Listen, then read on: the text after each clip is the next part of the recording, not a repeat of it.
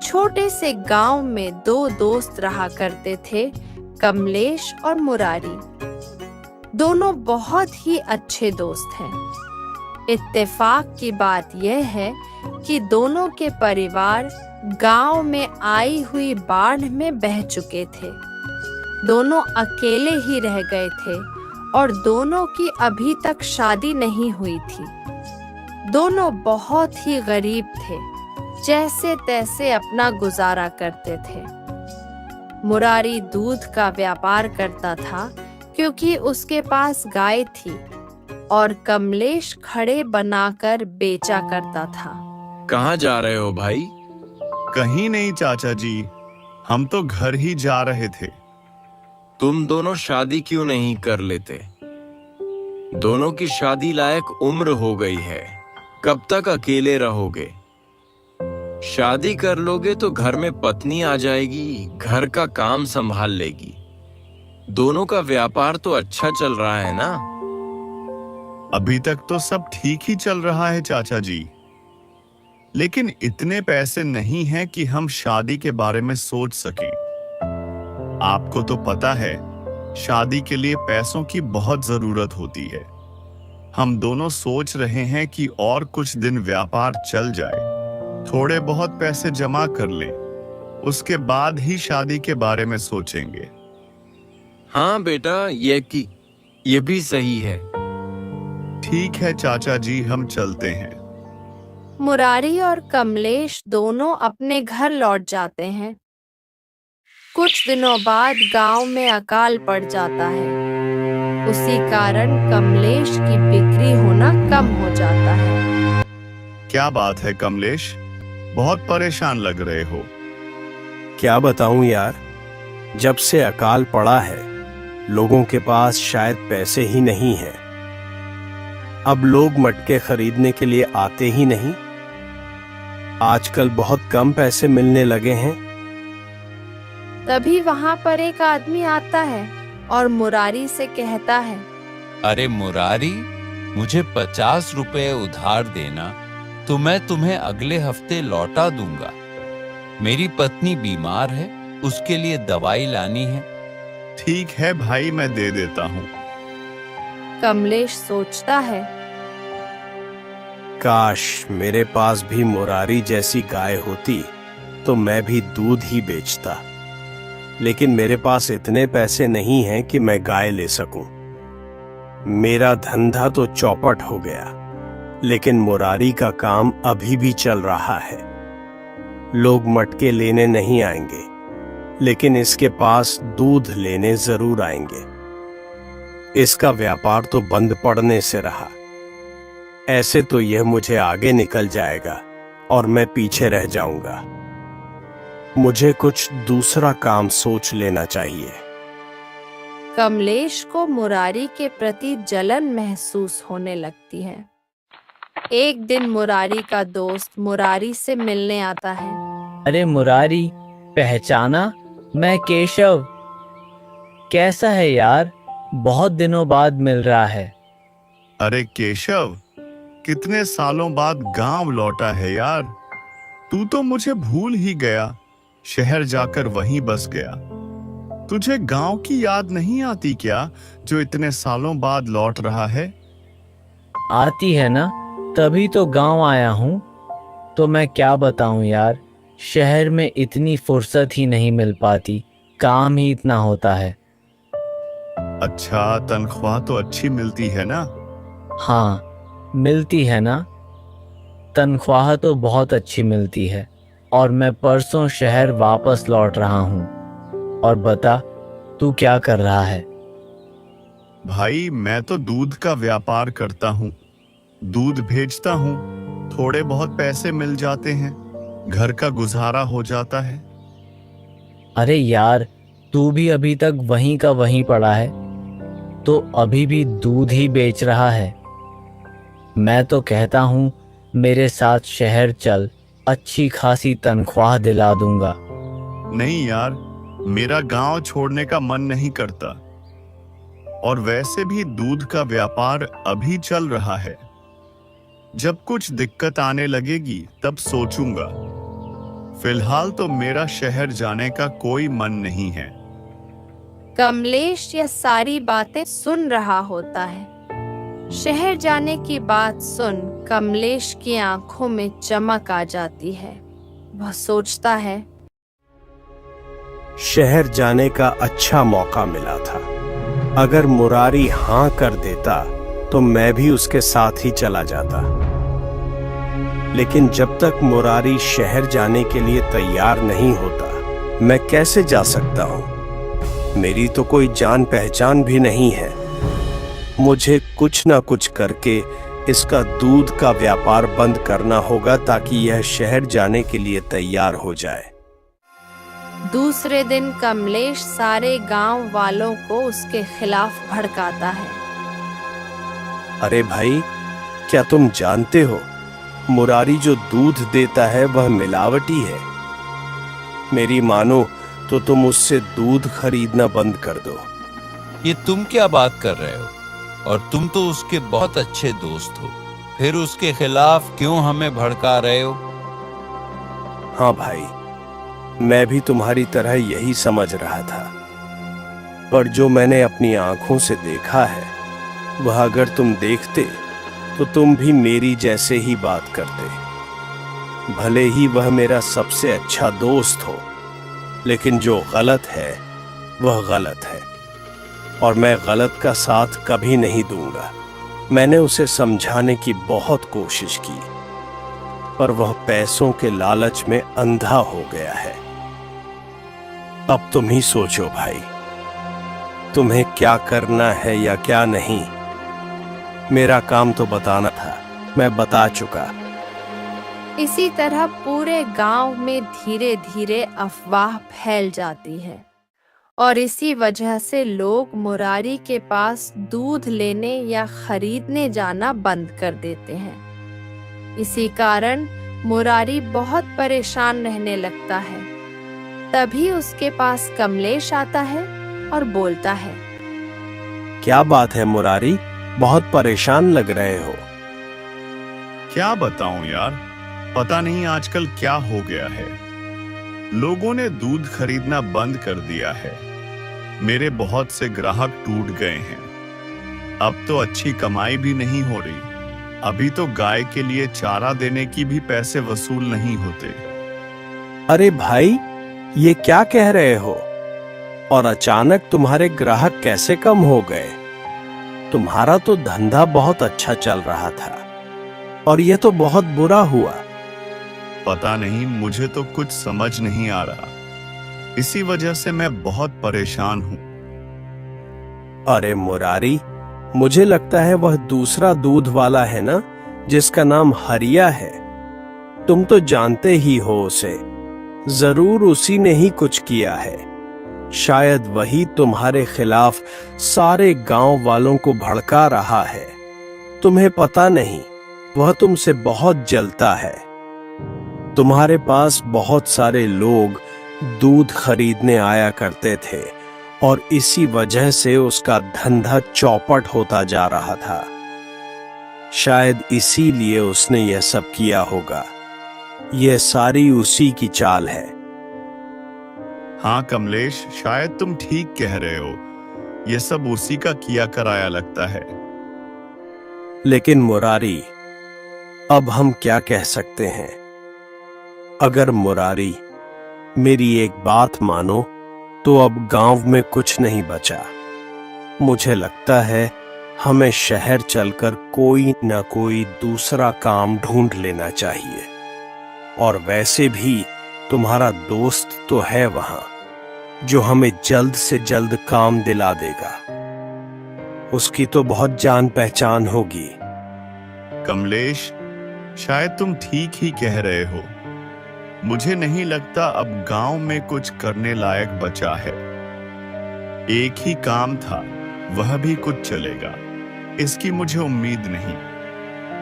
अगर तुम कह रहे हो तो मैं अपने दोस्त से एक बार बात करके देखता हूं। अगर मेरे दोस्त के पास कोई काम मिल जाता है तो हम दोनों साथ में चले जाएंगे। वैसे भी तुम यहां अकेले रहकर क्या करोगे? शहर में कुछ अच्छा काम मिल ही जाएगा। कमलेश मन ही मन सोचता है। यह हुई ना बात। आखिर मैं जैसा सोच रहा था वैसा हो ही गया। दूसरे दिन दोनों दोस्त शहर की ओर रवाना हो जाते हैं और मुरारी के दोस्त की वजह से उन दोनों को अच्छा काम मिल जाता है। काफी मेहनत भी करते हैं। दोनों की अच्छी कमाई हो जाती है। अरे मुरारी, मैं क्या सोच रहा था। अब हमारी अच्छी कमाई हो गई है। इतने पैसे काफी हैं। हम दोनों इतने पैसे में गांव जाकर अच्छा कारोबार कर सकते हैं। हमें गांव चले जाना चाहिए। और इतने सारे पैसे जमा हो चुके हैं। इतने पैसे से हम गांव में कुछ भी कर सकते हैं। हाँ भाई, तुम सही कह रहे हो। इतने पैसों में तो मैं गांव में कई सालों तक आराम से रह सकता हूँ।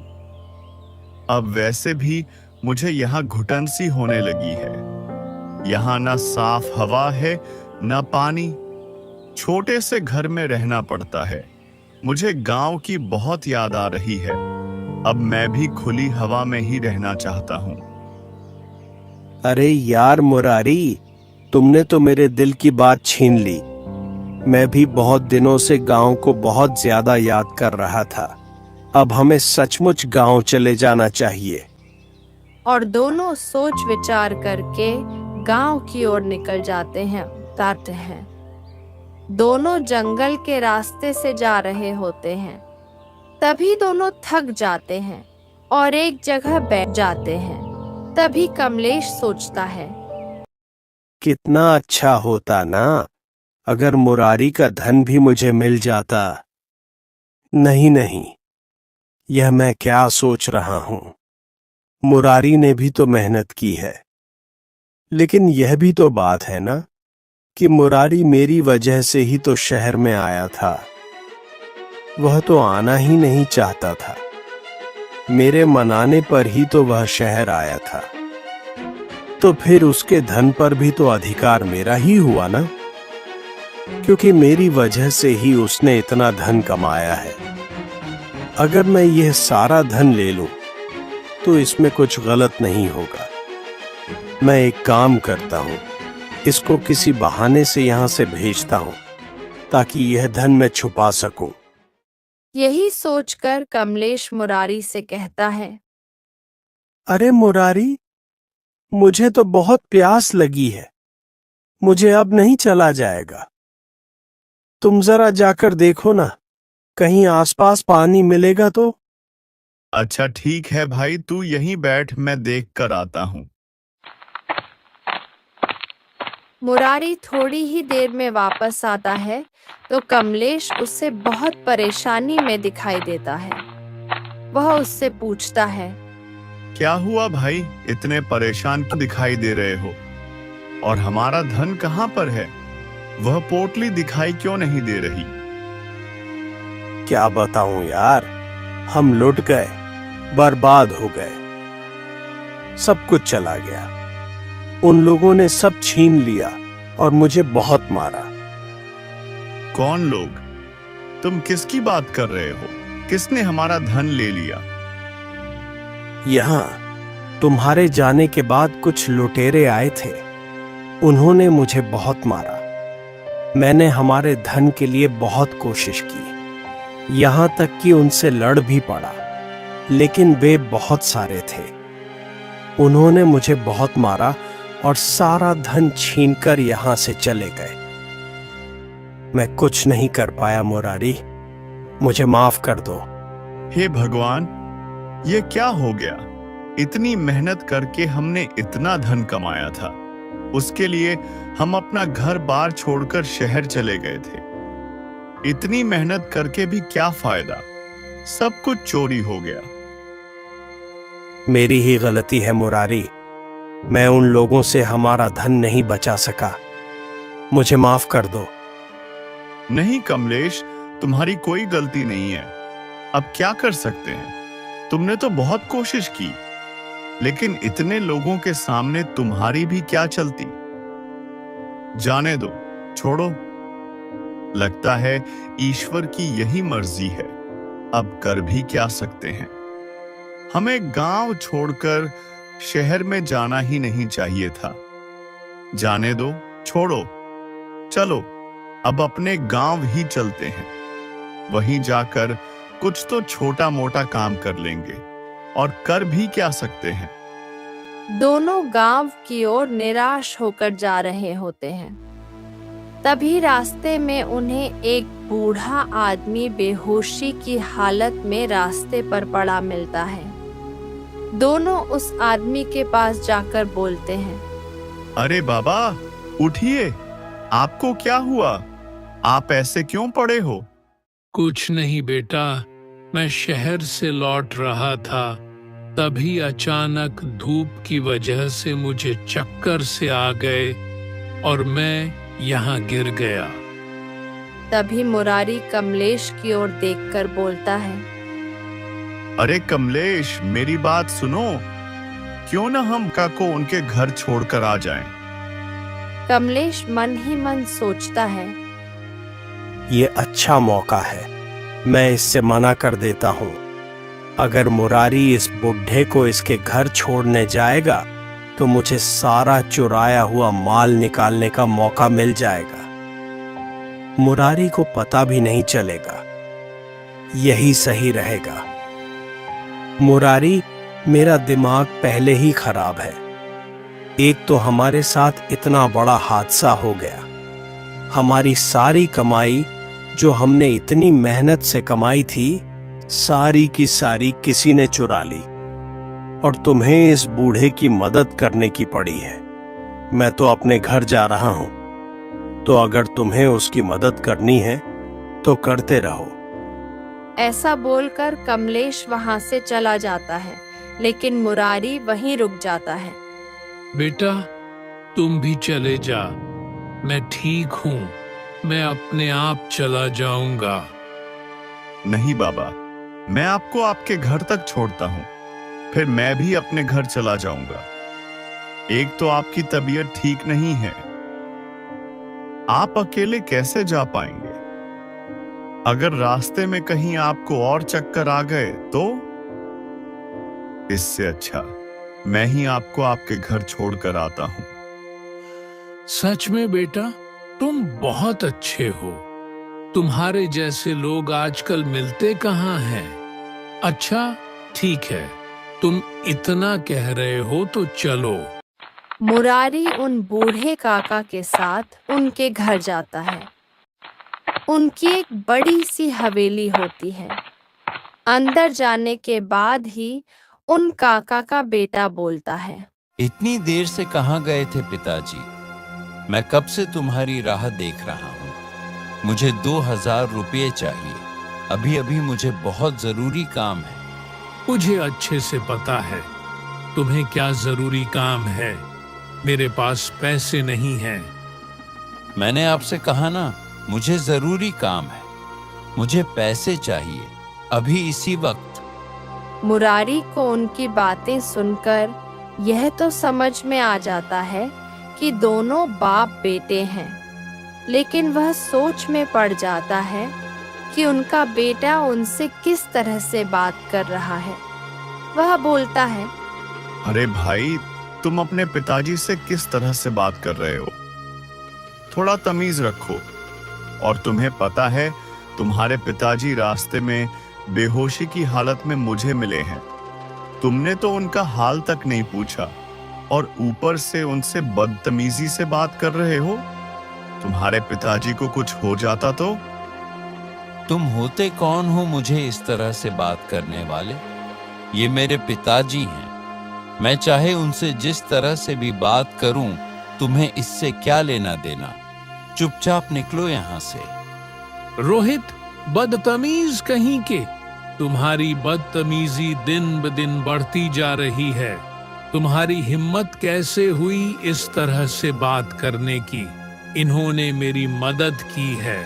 आज इनकी वजह से ही मैं घर तक आ पाया। अगर ये ना होते तो पता नहीं क्या हो जाता। और तुम इनका शुक्रिया करने की बजाय बदतमीजी कर रहे हो।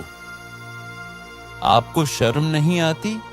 आप गैरों के सामने मुझे, अपने बेटे को ऐसी बातें सुना रहे हैं, और वो भी किसके लिए? मुझके लिए? इससे तो थोड़ी देर पहले ही आपकी जान पहचान हुई होगी ना? मैं तो आपका बेटा हूं। आप परायों के लिए अपने बेटे को डांट रहे हो। अफसोस, इस पराये बेटे को मेरी कीमत है, लेकिन मेरे खुद के बेटे को नहीं। तुमने तो मेरा एक बार हाल पूछना भी ठीक नहीं समझा, और खुद को मेरा बेटा कहते हो। मुझे तो तुम्हें अपना बेटा कहने में भी शर्म आती है। आखिर तुमने बेटे होने का कौन सा फर्ज निभाया है? कुछ काम धंधा तो करते नहीं, बस दिन रात ऐयाशी करते हो, मेरे मेहनत के पैसे उड़ाते हो। इसके अलावा तुम्हें कुछ नहीं आता। ये फालतू का ज्ञान मुझे मत दो। मुझे बस इतना बताओ, तुम मुझे पैसे दे रहे हो या नहीं? अरे भाई, ये कौन सा तरीका है अपने पिताजी से बात करने का? पिताजी की कीमत क्या होती है मुझसे पूछो। मैंने अपने पिताजी को खो दिया है। मुझे उनकी बहुत कमी महसूस होती है। भगवान न करे कभी तुम्हारे साथ ये हो गया तो तुम पूरी तरह से टूट जाओगे। तुम्हारे पास तुम्हारे पिताजी हैं तो तुम उनकी कदर नहीं कर रहे।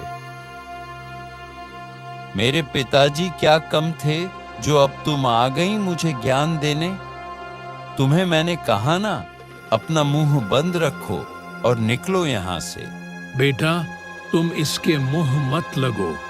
तुम इसे जानते नहीं हो। इससे किसी से भी बात करने की तमीज नहीं है। यह पूरा बिगड़ चुका है। अब इसके सुधारने का कोई असर दिखाई नहीं देता, और तुम्हें कोई पैसे नहीं मिलेंगे। चले जाओ मेरी नजरों से। रोहित गुस्से में वहां से चला जाता है। काका, ये सब क्या है? आपका बेटा इतनी बदतमीजी से आपसे बात कैसे कर सकता है? उसको आपकी कोई परवाह भी नहीं है। आप बेहोशी की हालत में थे, उसने तो पूछा तक नहीं। बेटा, तुम्हें क्या बताऊं? यह सब तो सालों से चला आ रहा है। उसको मेरी कोई कीमत नहीं है, और न ही आज तक उसने कभी मुझसे प्यार से बात की है। कभी भी उसने काम पर ध्यान नहीं दिया। सिर्फ दोस्तों के साथ शराब पीना, अय्याशी करना, उससे यही सब आता है।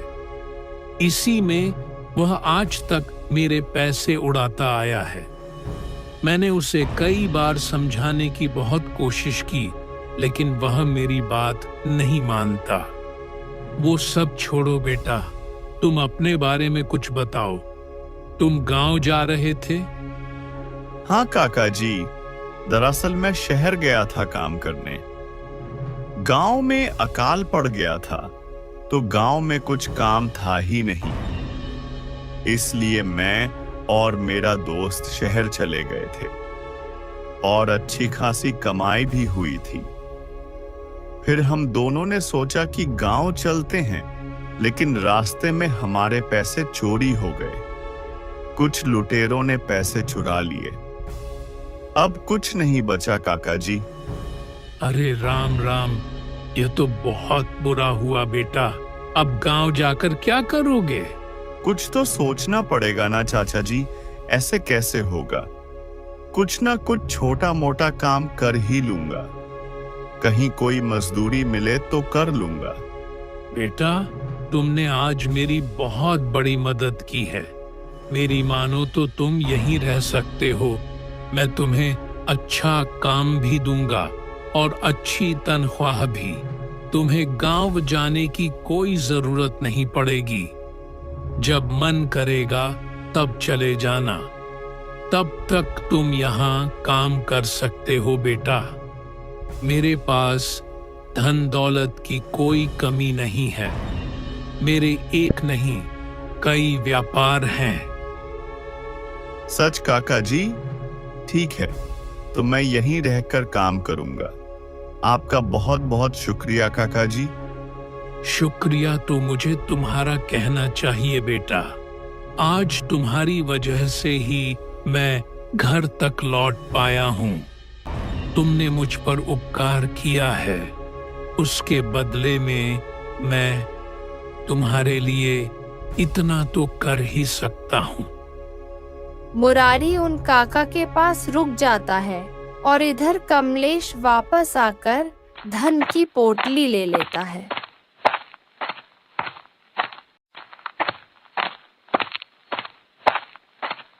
ये हुई ना बात, अब सारा धन मेरा है। मुरारी को इस बात का पता भी नहीं चलेगा कि यह धन मैंने ही छुपाया था। उस उल्लू ने तो मेरी सारी बातें को सच मान लिया। अब इन पैसों से मैं आराम से रहूंगा और शादी भी कर लूंगा। उधर रोहित मुरारी को देखकर कहता है, ये क्या है? तुम अभी तक यहीं हो, यहां से गए नहीं? रोहित, उसे मैंने ही यहाँ काम पर रखा है। आज से वह हमारे यहाँ काम करेगा। अच्छा, तो अब समझा। तुम इसलिए यहाँ पर आए थे, तो यह थी तुम्हारी चालाकी। अच्छे बनने का दिखावा करके तुम यहाँ हमें लूटने आए हो। तुमने सोचा कि पैसे वाला आदमी है, थोड़ी बहुत मदद कर दूंगा तो तुम्हारा काम बन जाएगा। इसीलिए तुमने मेरे पिताजी की मदद की ताकि तुम्हारा काम निकल सके। ये आप क्या बात कर रहे हैं? मुझे तो पता भी नहीं था कि ये काका कौन है। मैंने तो इंसानियत के नाते ही उनकी मदद की थी। मैं तुम जैसे लोगों को अच्छी तरह से जानता हूँ। पहले मीठी मीठी बातों में बड़े लोगों को फंसाते हो और फिर उनसे अपना काम निकलवाते हो। नहीं नहीं, आप गलत समझ रहे हैं। बंद करो यह नाटक। मैं अच्छी तरह से जानता हूं तुम जैसे लोगों को। बस करो रोहित, तुमने बहुत बोल दिया। कब से सुन रहा हूं, मैं कुछ कह नहीं रहा, इसका मतलब ये नहीं कि तुम कुछ भी बोलते जाओगे। आप तो चुप ही रहिए। जब मैंने आपसे 2000 रुपये मांगे थे तब आपके पास नहीं थे और इस भिखारी को काम पर रख लिया। इसकी तनख्वाह देने के लिए आपके पास पैसे हैं, लेकिन अपने बेटे के लिए नहीं। शर्म करो। जिसे तुम भिखारी कह रहे हो वह तुमसे लाख गुना अच्छा है। तुम्हारे जैसे बाप के पैसे पर ऐयाशी नहीं कर रहा और घर बैठे मुफ्त की रोटियां नहीं तोड़ रहा, मेहनत कर रहा है। फिर रोहित मन ही मन सोचता है, इस बुढ़े की इतनी हिम्मत, यह मुझे नौकर के सामने इतना सब कुछ सुना रहा है। आज इसके सामने, कल दुनिया के सामने सुनाएगा। मेरी क्या इज्जत रह जाएगी? ये बुढ़ा उस दिन मर जाता, घर वापस ही ना आता तो अच्छा होता। इस मुरारी की वजह से आज यह मेरे सामने खड़ा है और मुझे इतना सब कुछ सुना रहा है। इसका कुछ ना कुछ करना पड़ेगा। मुझे ऐसे पैसे नहीं मिलेंगे। ये बुढ़ा तो मुझे पैसे देने से रहा और सारी जायदाद भी उसने अपने नाम पर ही करवा रखी है। जब तक यह जिंदा है मुझे कुछ नहीं मिलने वाला। और रोहित गुस्से में वहां से चला जाता है। सुनो रंगा, अगर तुम मेरा काम कर दोगे तो मैं तुम्हें मुंहमांगी रकम दूंगा। हाँ साहब, वह तो ठीक है, लेकिन करना क्या होगा?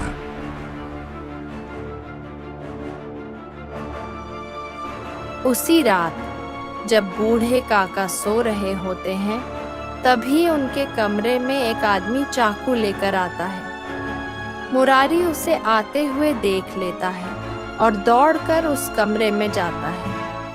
उन काका को बचाने के चक्कर में मुरारी को ही चोट लग जाती है। काका मुरारी को जख्मी हालत में अस्पताल लेकर जाते हैं और रंगा को पुलिस पकड़ लेती है। डर के मारे सब कुछ सच सच बता देता है।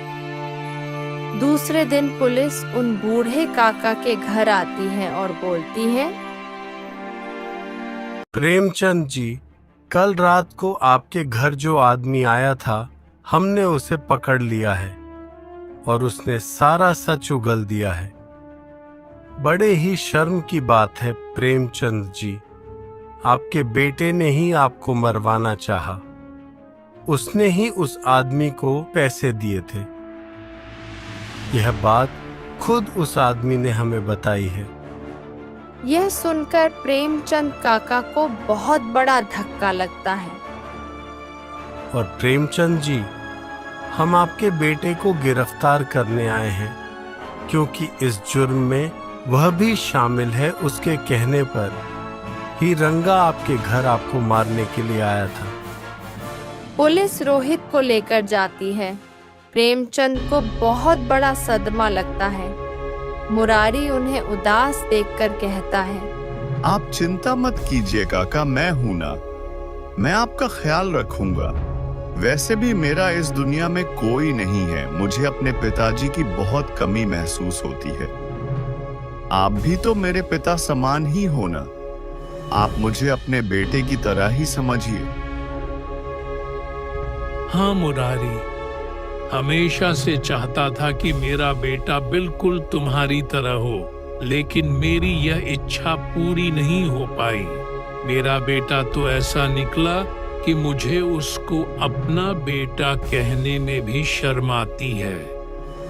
आज मैं जिंदा हूं तो सिर्फ तुम्हारी वजह से।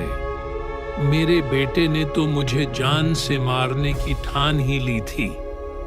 उसने दौलत के लालच में आकर मेरी जान लेनी चाही। उसने एक बार भी नहीं सोचा कि मुझ पर क्या बीतेगी। ऐसा बेटा होने से अच्छा है कि वह जिंदगी भर जेल में ही पड़ा रहे। मुझे ऐसे बेटे की कोई जरूरत नहीं। उस लड़के ने यह सब मेरी धन दौलत के लिए किया ना। ठीक है, आज से मैं अपनी सारी धन दौलत तुम्हारे नाम करता हूं। आज से तुम ही मेरे वारिस हो और तुम ही मेरे बेटे हो। इधर कमलेश के घर बहुत बड़ी चोरी हो जाती है। उसका चुराया हुआ सारा धन चोरी हो जाता है। हे भगवान, ये क्या हो गया? कितनी मेहनत करके मैंने यह धन कमाया था, सब कुछ चला गया। मैं तो लुट गया, बर्बाद हो गया।